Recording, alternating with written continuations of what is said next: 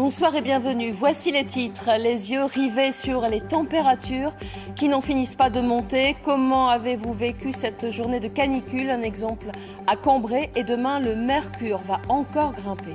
Et l'analyse météo de Patrick Marlière. À tout à l'heure. Et 3 questions à notre spécialiste météo. Bonsoir Patrick Marlière. Alors à quoi faut-il s'attendre demain? Bonsoir. La journée de samedi sera-t-elle beaucoup plus difficile?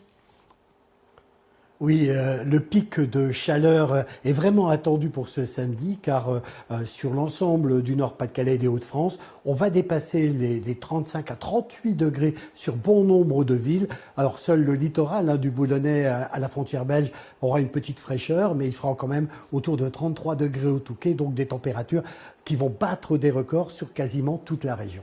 Alors justement, quels records de chaleur seront battus dans le Nord-Pas-de-Calais? On doit remonter loin dans le temps ou pas?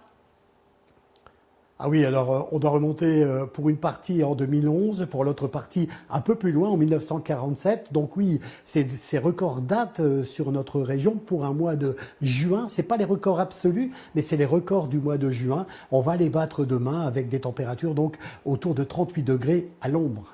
Patrick Marlière, à quoi va ressembler notre mois de juillet? Cette précocité assez exceptionnelle annonce-t-elle d'autres épisodes de canicule qui pourraient se répéter durant les vacances? Alors on va déjà un peu mieux respirer à partir de dimanche et la semaine prochaine avec le retour des averses, mais les températures resteront au-dessus des normales. Et puis oui, la tendance pour cet été, notamment le mois de juillet, annonce une vague de chaleur, une sécheresse et certainement un autre épisode de canicule à craindre sur l'ensemble de la France, bien évidemment, mais aussi sur les Hauts-de-France. Patrick Marlière, vous qui êtes un grand spécialiste, êtes-vous étonné de ce phénomène?